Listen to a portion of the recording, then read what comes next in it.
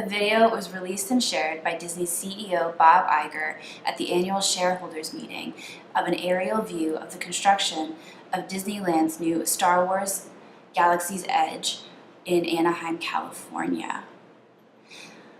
This new area of Disneyland will be set on the planet Batu, where there are going to be rogue traders, smugglers, and adventurers, as well as those hiding from the First Order.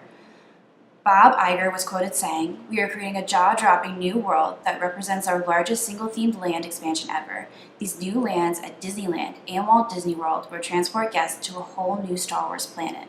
It will feature 2 signature attractions, the first one taking place in the Millennium Falcon, completing a essential mission. The second one will take place on a Star Destroyer, where you'll be in between the First Order and the Resistance. This $1 billion, 14-acre expansion is set to open in 2019. If you'd like to get a closer look at this new land, you can go to Disneyland, into Tomorrowland at Launch Bay, and there is a model there for you to look at." Thank you.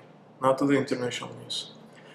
A wave of protests started in Slovakia after murder of Jan Kuciak and his girlfriend approximately 2 weeks ago, after he published a report connecting Slovakian government to Italian mafia. The highest-ranking officials of the government have been connected. People went to the streets demanding truth and stepped down from these ministers. After the first wave, Minister of Interior stepped down from his office, but this wasn't enough for the people, and they went to the streets again.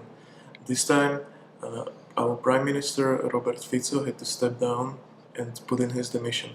After he put in his demission to our President with the words, "Don't worry, I'm not going far," people went to the streets again, demanding he step down from the government altogether. The situation is still developing, but the protests continue. And now we are going with the local news of Florida. In the city of Miami, there has been several deaths after a walkway collapsed a few days ago. The walkway collapsed in a pile of 950 tons of metal, concrete and dust, before even opening to the pedestrians. At least 6 people were killed, according to the Miami-Dade County Police, even though some reports put the number of deaths as high as 10. Cars were caught under the bridge when a spotlight turned red at near the intersection. Rescue workers joined like construction workers desperately dug through the rubble looking and listening for signs of life, using listening devices, fiber optics and dogs. Juan Perez, director of the Miami-Dade Police Department, said the Police Homicide Bureau would begin investigating as soon as rescue operation ended. The accident on Thursday was not the first time the company building the bridge, Munilla Construction Management, has faced trouble with a project. President Trump, on Twitter, offered his prayers for those who affected and said his administration was continuing to monitor the heartbreaking bridge collapse.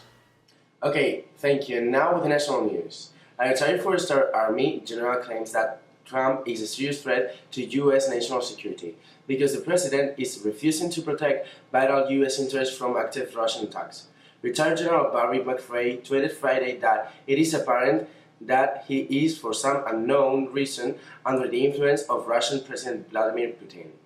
Special Counsel Robert Mueller is investigating Russian involvement in 2016 elections and whether there was any collusion between Russia and the Trump campaign.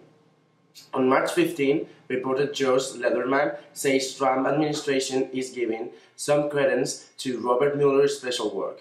Trump administration sanctioned several Russian organizations on Thursday for unsavory behavior, including attempts to alter the 2016 presidential elections. The sanctions are quite symbolic.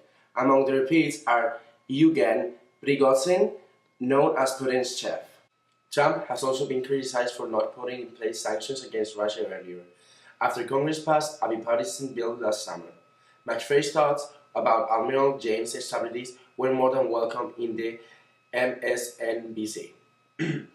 Alex Witt, hosting the program, asked Stavridis to share his thoughts on McFray's statement. Stavridis replied, "I know the general well. I have a lot of regard for his opinion. In terms of current situation with Russia, our president needs to understand that Vladimir Putin is no friend to the United States.